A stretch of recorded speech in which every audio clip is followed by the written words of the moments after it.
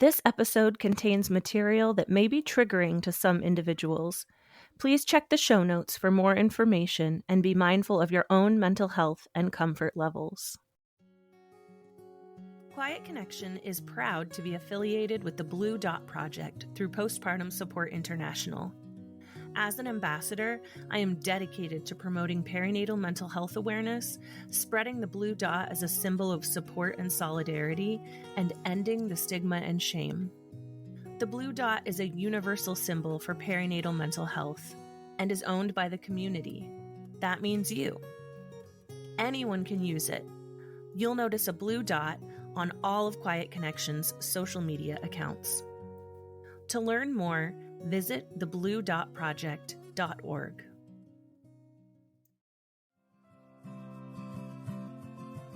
Welcome to Quiet Connection, a podcast dedicated to ending the stigma around perinatal mental health.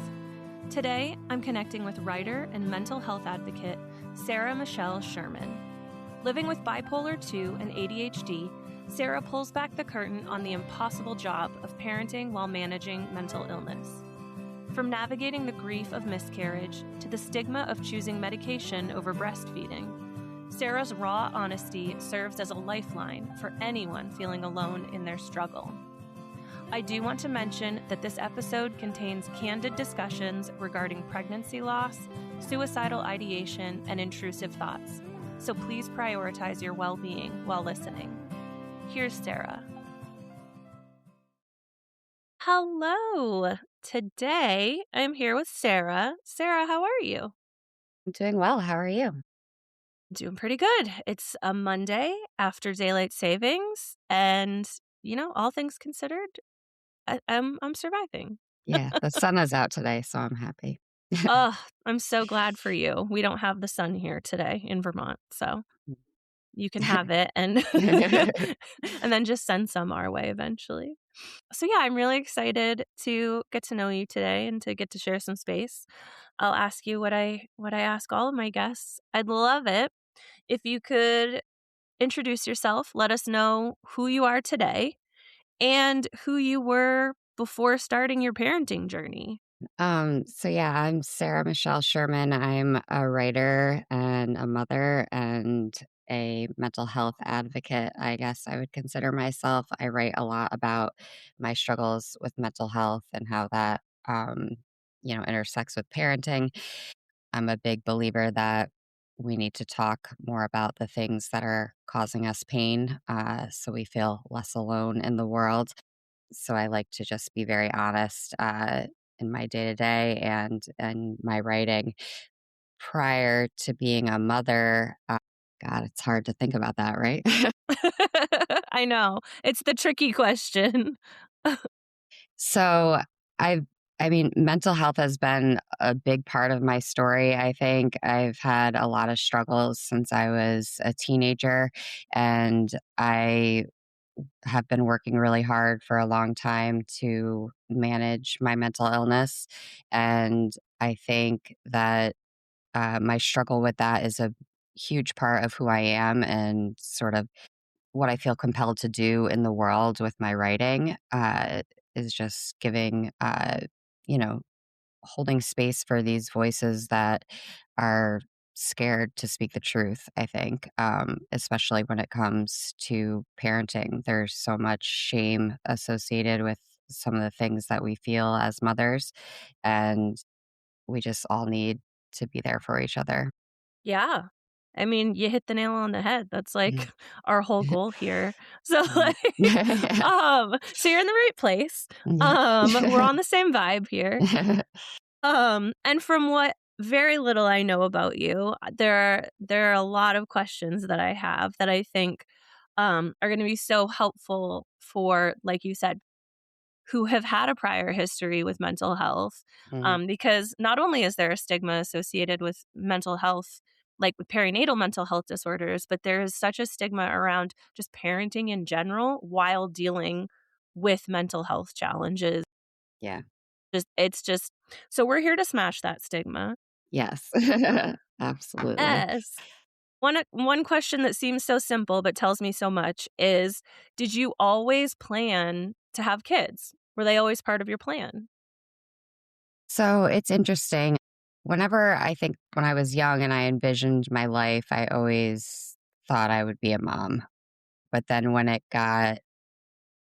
as I got older and started, to date and wanted to get married and, had this idea of what I thought my life should be, I thought it involved being a mother. But then as I, you know, got into a serious relationship and eventually got married, I I thought it would click. I thought it would be like, okay, now I'm ready. Um, and I remember want to have children. I was like waiting for that, the feeling that so many women talk about having, just this, you know, innate desire to be a mother and to take care of a baby. And I didn't have that, which I felt guilty about for a long time, not only because of, the man I married was very much wanted children and was very upfront about that from the very beginning. So, I was struggling with, not only do I feel like I sort of owe this person who I, made this commitment to, you know, I have to try to have children. But I was still missing what I thought I was supposed to have, which was that just, I don't know what it is, but I didn't have it. And so it scared me a lot. Yeah. I think, in getting married and wanting to build a family, um, I got on board with the idea. I think, my mental health stuff was a big part in all that too, because I felt very strongly that I had to have, a good handle on myself before I had any business bringing a person into the world. So I wanted to wait until I had had a very long stretch of time without any big, um, drops in my mood or any, manic episodes, things like that. Um, so it was hard. And then when I came around and we decided we are going to try to have a baby, I had a miscarriage the first time. And that was, horrible because you go from this person who's unsure and then you go into being super excited and planning and feeling like you're growing this life. And then everything changes whether you are taking it slow or not. Your mind is skipping, days and months and years ahead. And I worry about everything I think in life. But for some reason, when I got pregnant the first time, I didn't worry about having a miscarriage, which was a strange thing to me, to realize afterwards. Like, how had I not even thought about that, especially, and after going through it, learning how crazy common it is and how many people are going through it and how many people are not talking about it. Really, it just opened up a whole other area for me to explore. Yeah. You touched on so many things that I want that I want to explore a little more. One, and I'm so glad that you mentioned it, is that miscarriage is so much more common than is talked about. And I think just like you said, especially as first-time parents when you're trying, like you don't go into this journey with that thought in your head. Right.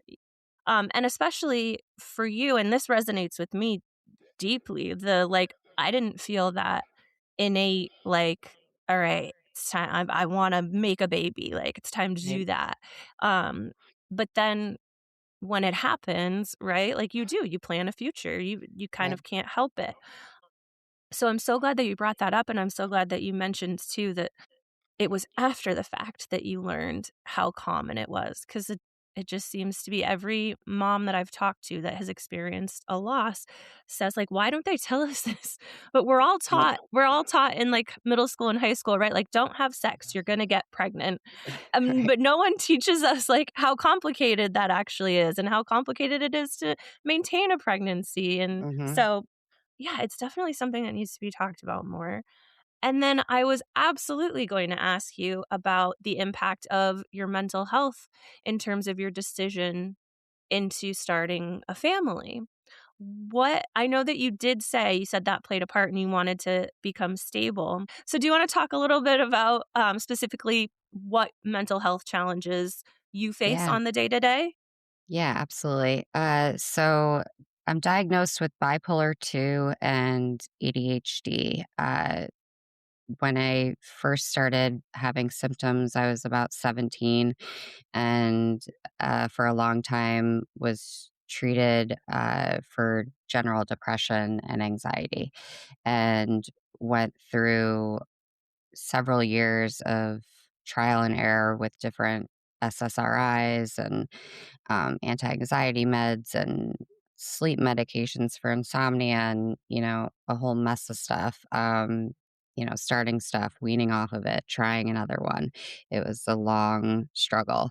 Eventually ended up finding my way to this psychiatric nurse practitioner who was the first person to ever really, or I felt to really ever listen to me and get the whole picture, was extremely thorough, and she was the person. This was almost 10 years after, I had first started taking medication for depression.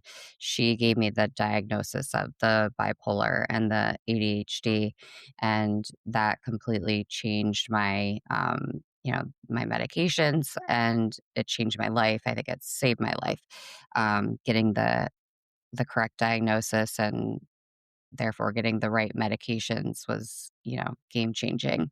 But it's a struggle.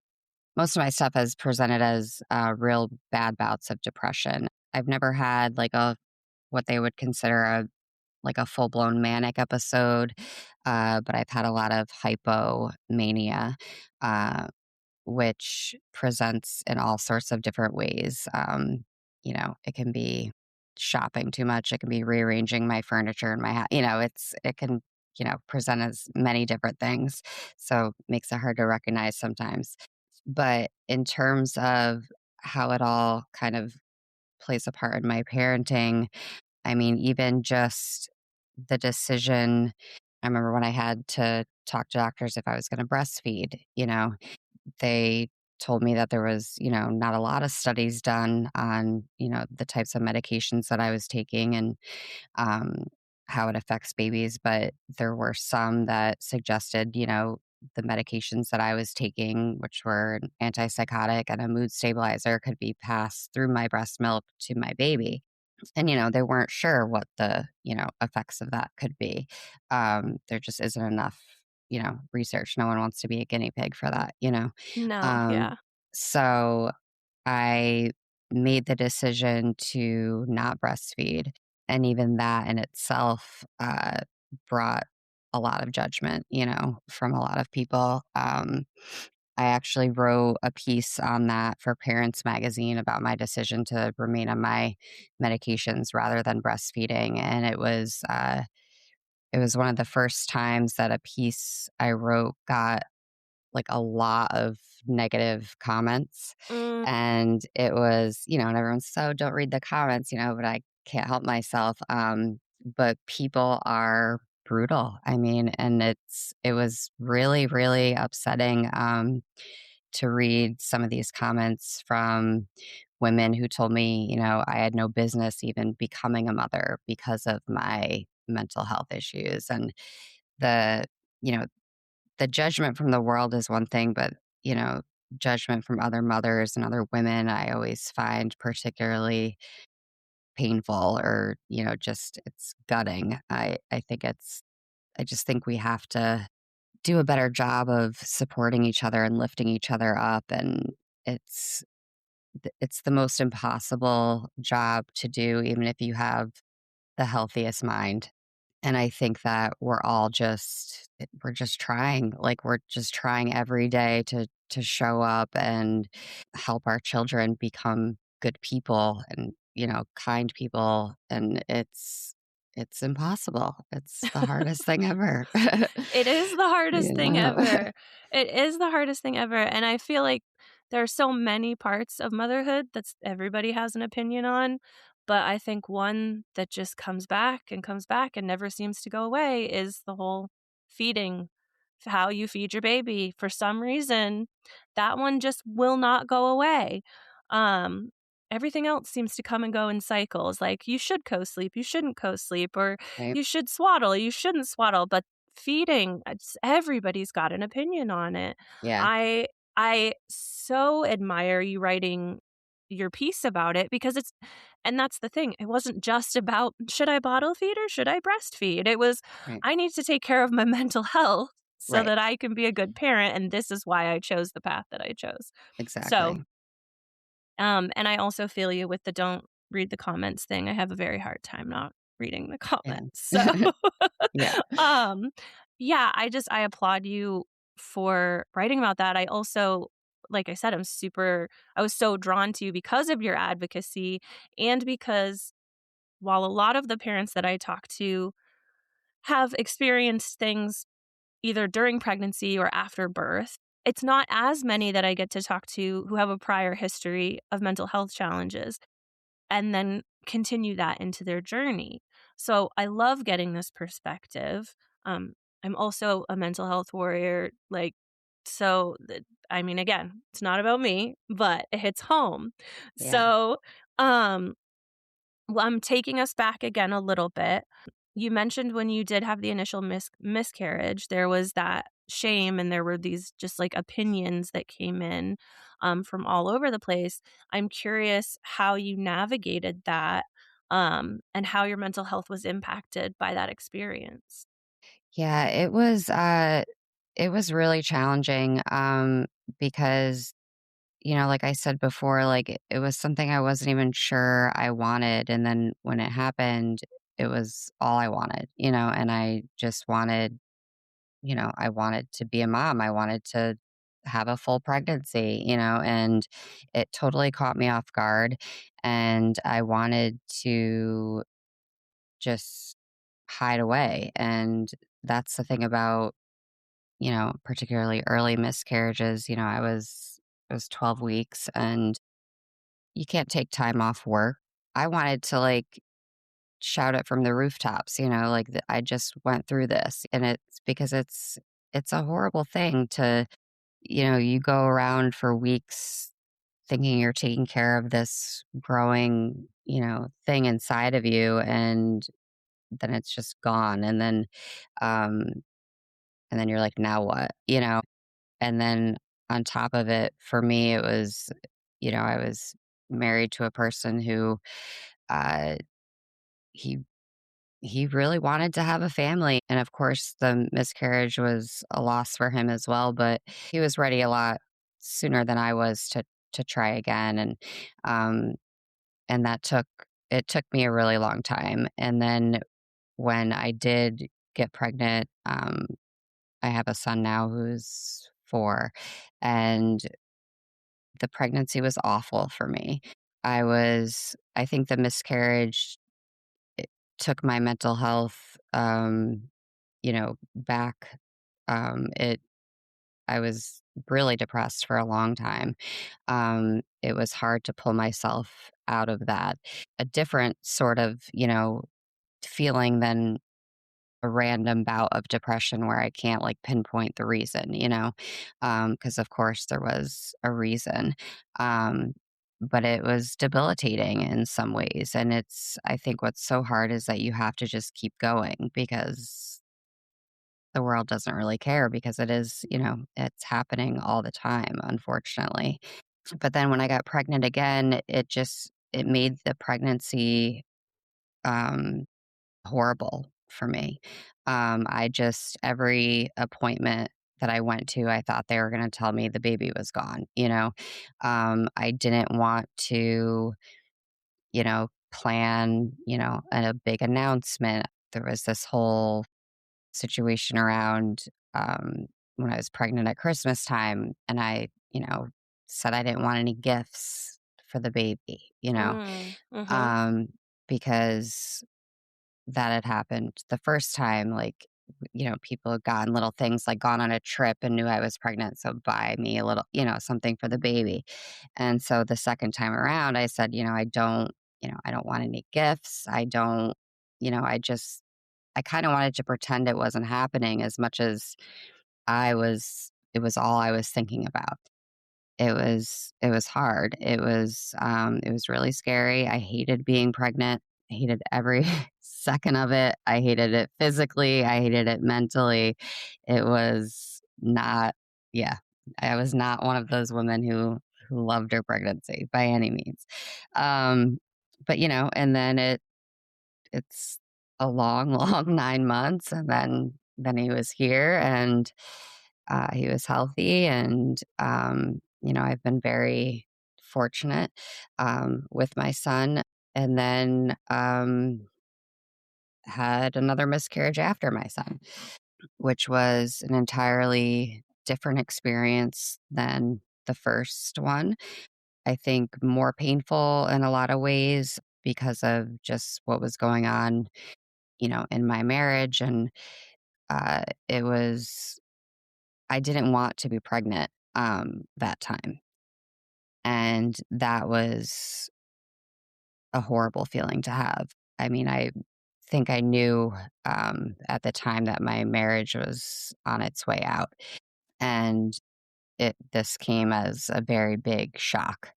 And I was devastated because I was so aware of the state of my marriage, and um, just, I had so much fear, but then, decided to embrace it and got excited and got hopeful and thought it would change things. And then again, like, had the same, overwhelming fear that something was going to go wrong, and it did. And that was that was crazy in itself because, I'm like, did I manifest this? Because, it wasn't something I wished for, of course, but it was like I knew I had those thoughts at the beginning that it wasn't something I wanted, and I felt horrible about that. Um, and that took a real toll on me. So that Yeah. was hard. I can imagine, and I so appreciate your honesty and your vulnerability, and it's as you were saying it, I think a lot of people who struggle with any sort of, like, mental health disorder, especially, related to anxiety, there is it's like that magical thinking, right? Like, when something goes wrong, you think you created it because you think you manifested it, and that's such a heavy, heavy thing to carry, and in this space, I'm telling you, there is no shame and there's no judgment in being feeling your feelings, and if especially with where you were at the time, like, if a pregnancy was not something that you felt was what you needed in your life at that moment, no shame, no guilt, and at Right. the same time, I hope my hope for you is that you can look back now and know that you didn't manifest that, but that's also really hard, right? When especially when you've experienced multiple losses. Right. It's like, "What did I do?" So Yeah. many moms are thinking, "What did I do?" Um, Yep. yeah, I can't imagine, and to be going through just everything you were going through in your personal life, and you had a little one to take care of Right. at the time. Yeah. So I mean, I guess I'm curious. You've talked a little bit about feeling judged by other moms. Did you have anyone in your corner at that time? Was there anyone in your village? Yeah, I definitely do have a village behind me. I have a few really good friends who are also mothers. I think one thing that was hard was I didn't really have anyone that I was super close with that had gone through a similar experience. So that was definitely hard. And like I remember even my mom, saying things to me like, I feel so awful for you. I don't, I haven't been through this. I don't know what it's like. People don't know what to say, and I don't really know that there's much people can do or say. But I did have people that supported me. And I needed more help, I think, just raising my son when I was going through, the second miscarriage, because he was so little. I mean, he's still little. And I Yeah. just was not, I didn't have the, the strength, at times. Not to mention marriage was falling apart. So I relied heavily on a few close friends, and very grateful uh, for them, because even though they didn't necessarily understand, they couldn't relate. They they carried my pain. They listened to me and let me cry, and yeah. Yeah. Yeah, and that again, another common theme, like, people I think because it's not talked about, and even if you do have those moms in your corner, if they haven't experienced it, it's so hard to know what to say or what to do, but, it sounds like you at least had people to sort of sit with you in your grief. I'm gonna let's pivot, like, a little bit, I guess, because like you said, you talked about you relied on people, especially during your second miscarriage, just with where you were in life. What are and were some of your coping skills, as someone who had experience with dealing with your own mental health? I guess coping skills through the difficult pregnancy, coping skills through the second miscarriage and everything that was going on in your life. How did you navigate being Sarah, showing up for Sarah, and showing up for your son, while also leaning into that support system? Yeah, I think for me, I mean, what first comes to mind is my therapist. I I go to therapy weekly and have for years. It's I wouldn't survive without it. I've been to a lot of therapists over the years.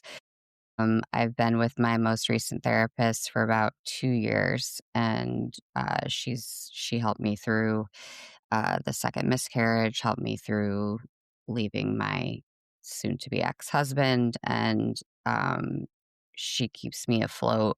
And I think in terms of, I have to like maintain a commitment to that. And there's sometimes, I'm like, a day before a session or a couple hours before a session, I'm like, I start feeling like overwhelmed with like what I'm going to have to talk about. And kind of, I want to cancel the appointment, or I want to, or I'm feeling like, oh, I just won't tell her that because I'm ashamed of that.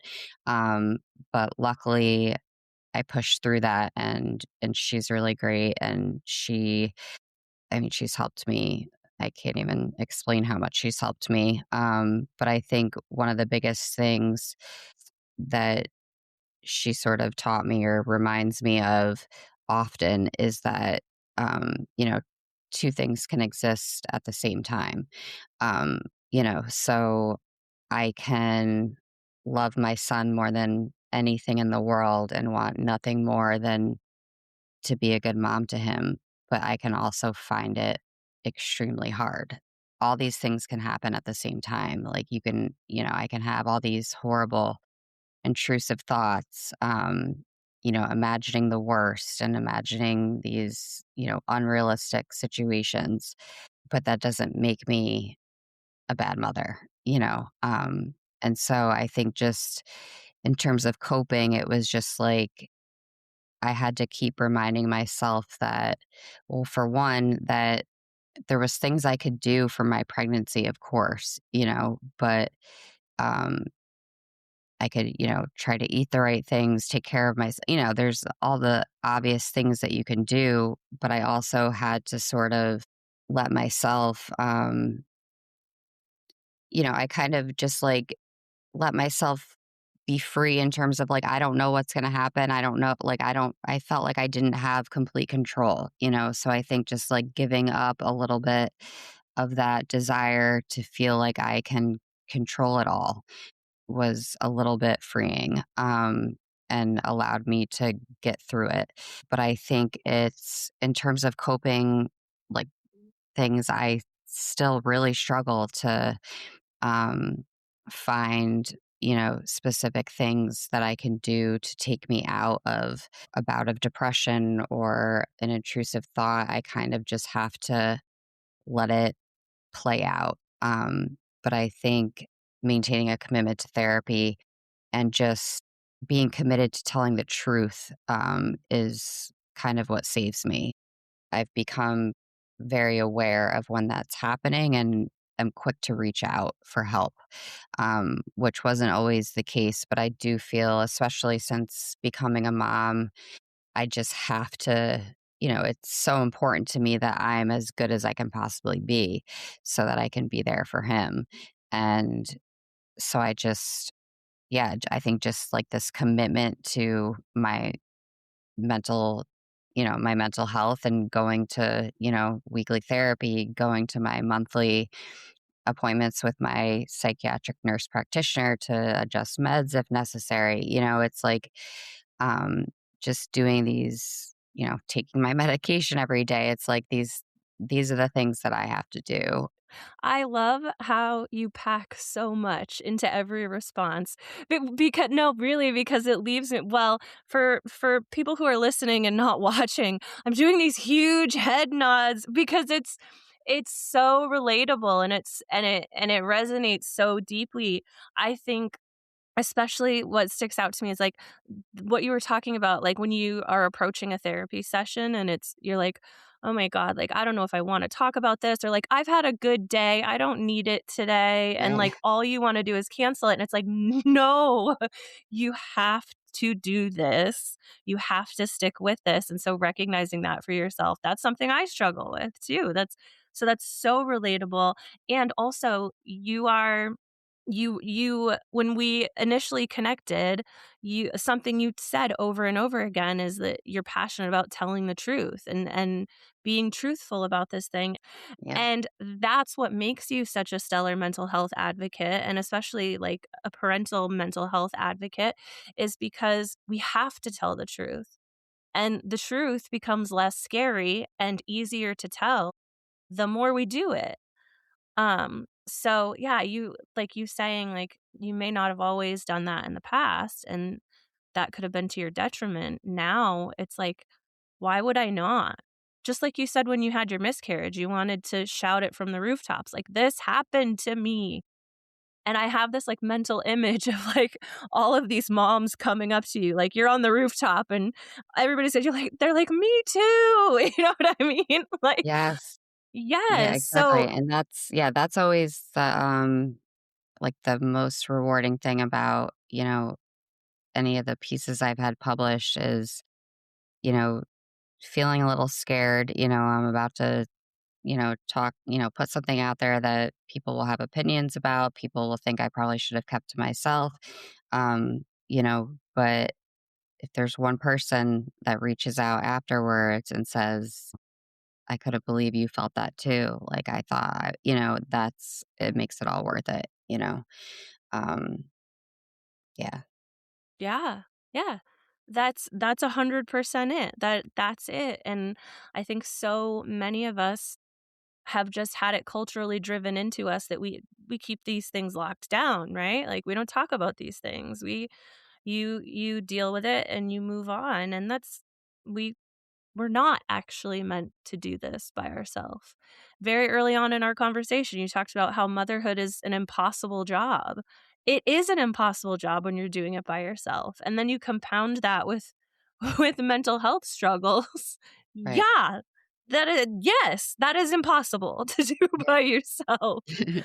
Yeah, I'm always I mean, I'm grateful for every person I get to share space with, but I'm also even more grateful for people like you who are out here even when it's scary, advocating for yourself and advocating for others too. I'm curious, your little guy is only 4, Mhm. but I'm curious how you approach or if you approach the subject of mental health with him. And I mean in age appropriate ways, of course, like emotional regulation or Yeah. understanding your feelings. How do you sort of navigate that with him?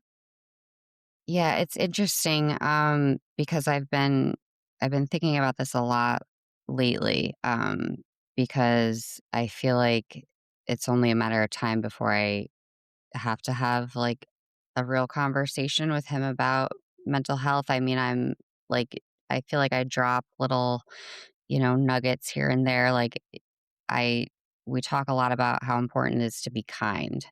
Um, and, and he gets sick of hearing me say it and will say to me, "Why are you telling me that again?" And I'm like, "Because it is the most important thing." And so I think, there's been times when I've talked to him about how just we don't know what other people are feeling and we don't know what's going on with other people, so we always have to be nice. And I think that's a 4-year-old explanation that works okay for now.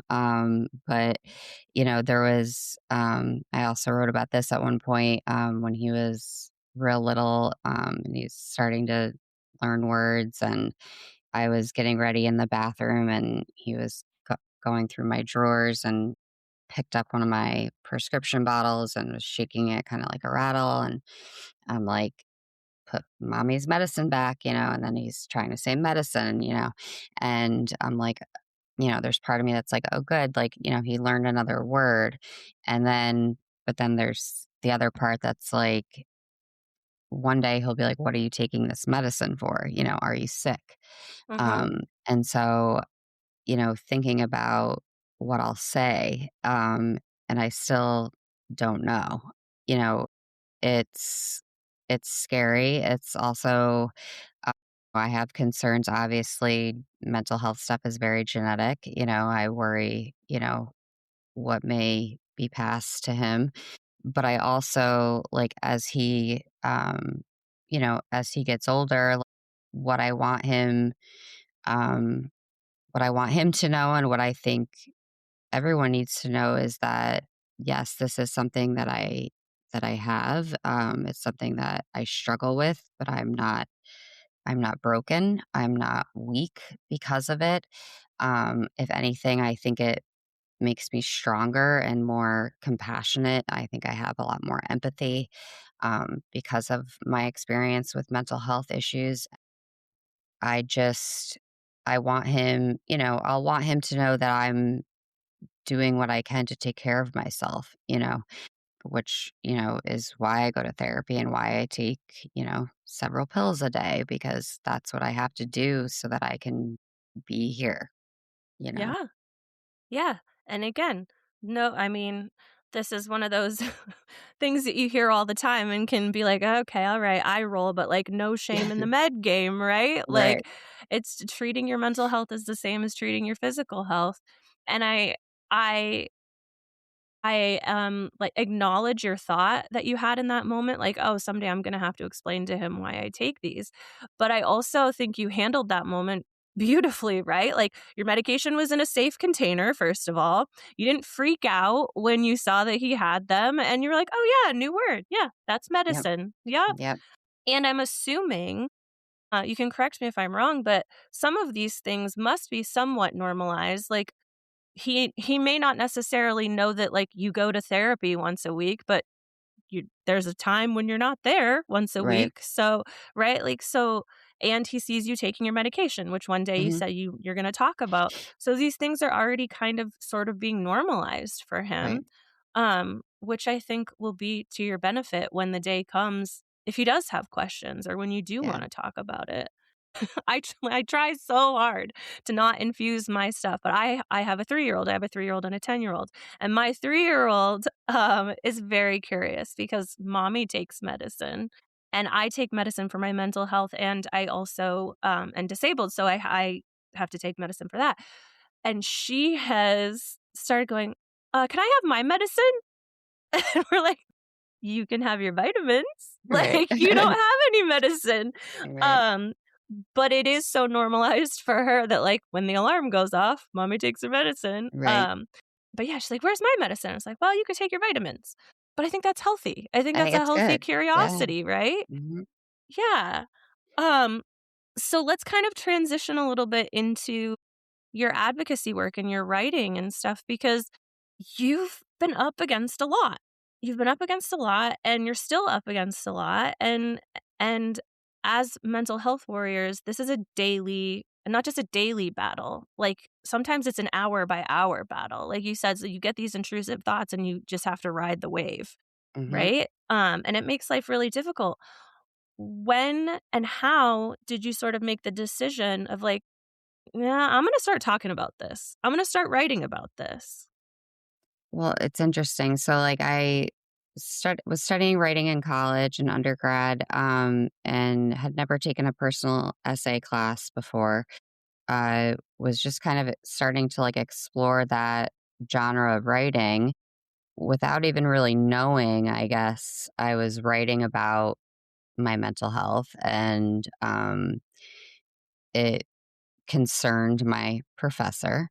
Um, and he reached out and got, like the counseling center, at the school involved.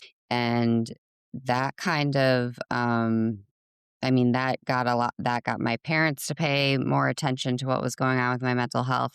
And I think from there, it was like, I don't know, it was interesting to me that like it caused such like a ripple, like it was like, to me, it was just like, these are just my normal, I wrote something about how I wished I could stop breathing, like just for a second, just to see if I would fight to like come back. Mhm. And just like, and to me, like that was like nothing like that wild, but people were like, oh, like you sound suicidal, Mhm. but at least like it got me having more conversations about what I was feeling and stuff. And it also got me writing more. I just started writing. I fell in love with writing nonfiction and was writing poetry about, what I was feeling, and then longer essays. And then eventually when I got to grad school and was thinking more about how I could place my writing, um, I just felt very strongly that I needed to talk about the things that I didn't feel enough people were talking about, and I wanted to write about the things that scared me.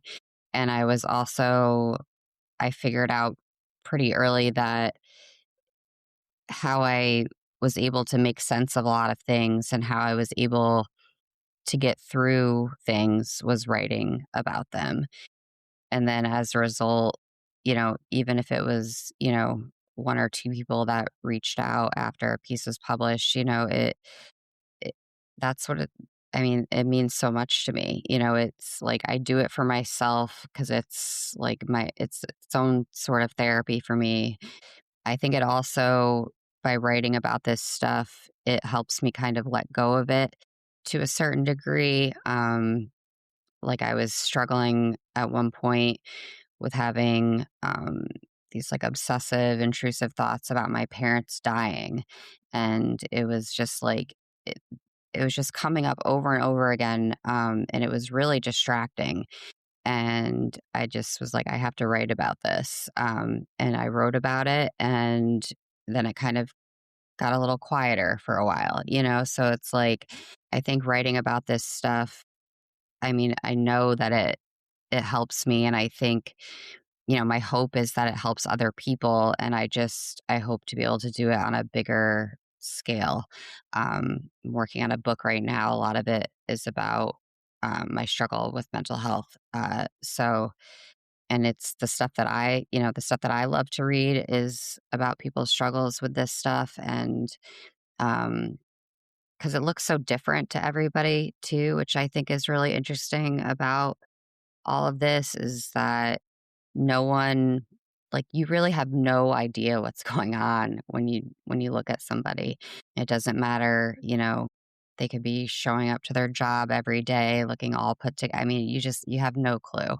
And I just wish more people like would remind themselves of that just because something looks a certain way doesn't mean, that's what it is.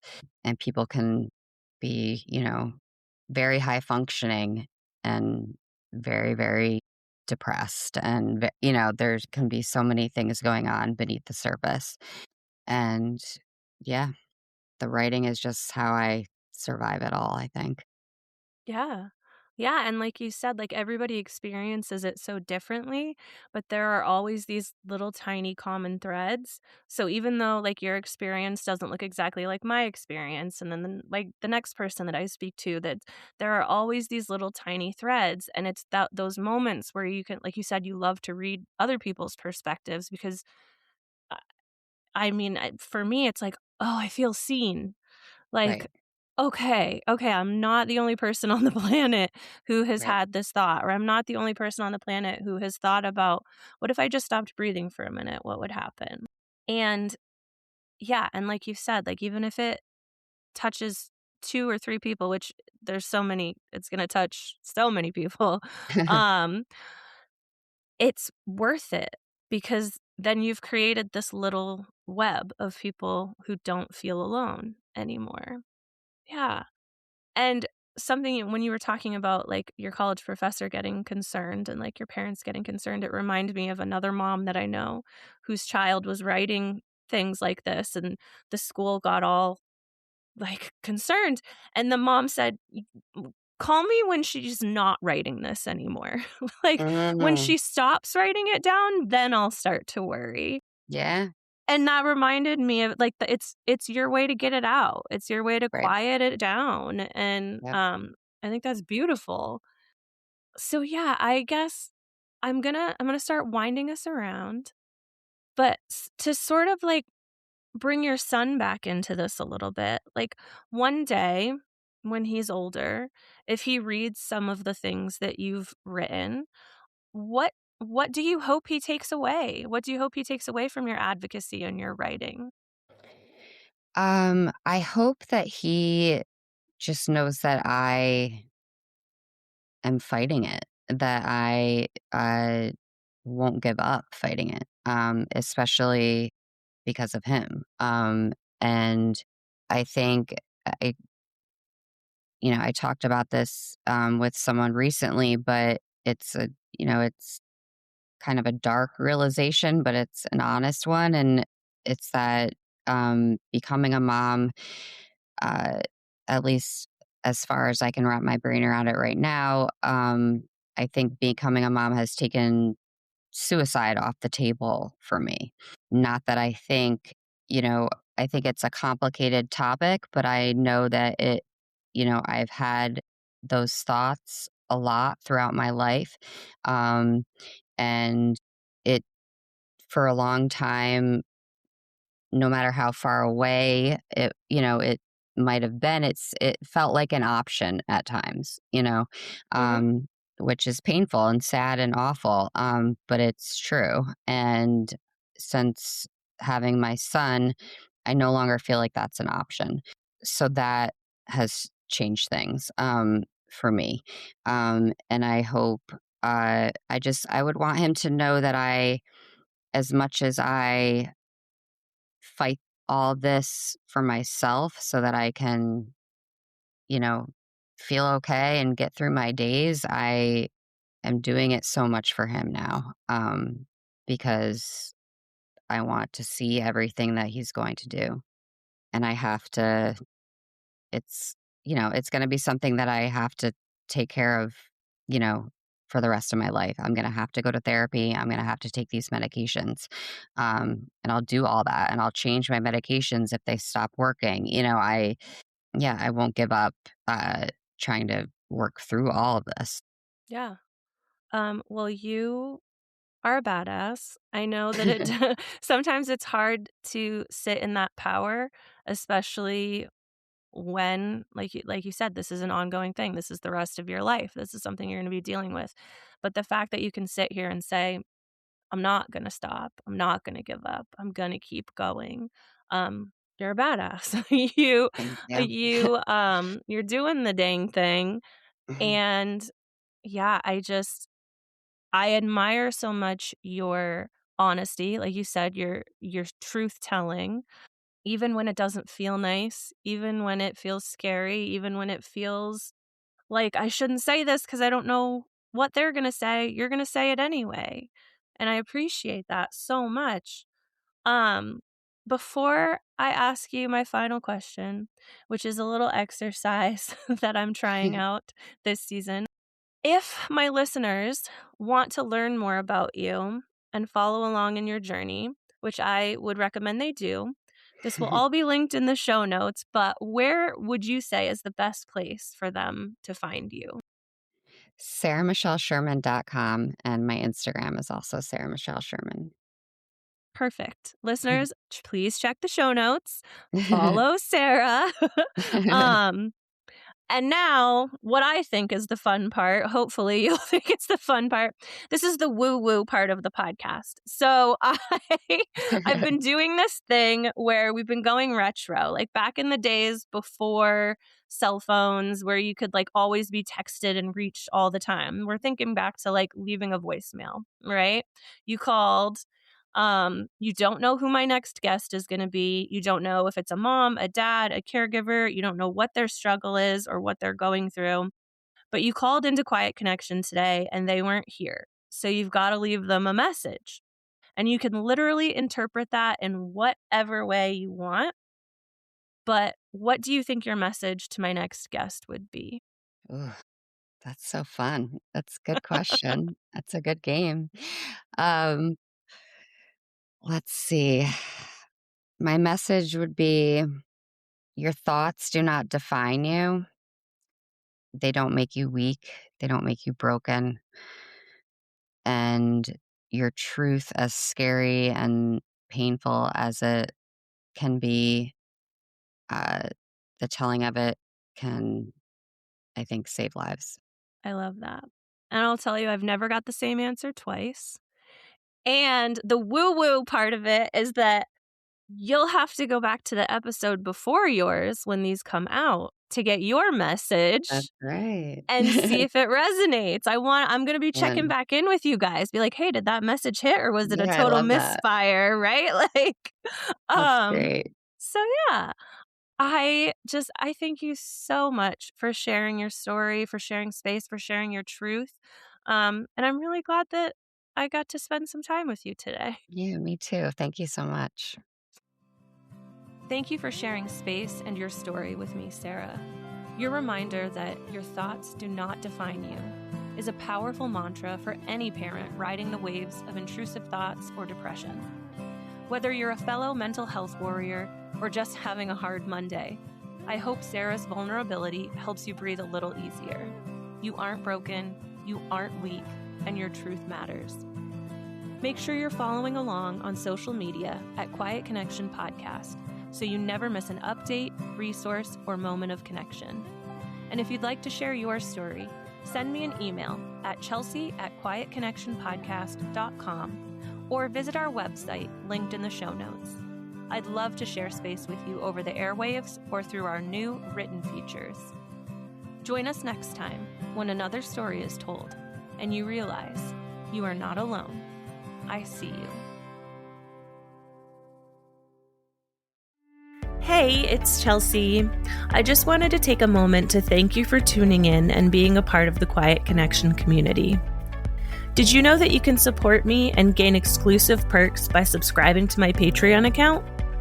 By becoming a subscriber, you'll get access to bonus episodes, ad-free listening, exclusive chats, and even monthly goodies in the mail handmade by me. Your support helps me continue creating high-quality content and ensures that we keep spreading awareness and ending the stigma surrounding perinatal mood and anxiety disorders and so much more. Head on over to Patreon, search Quiet Connection Podcast, and join the community of listeners who are helping me make this podcast the best it can be.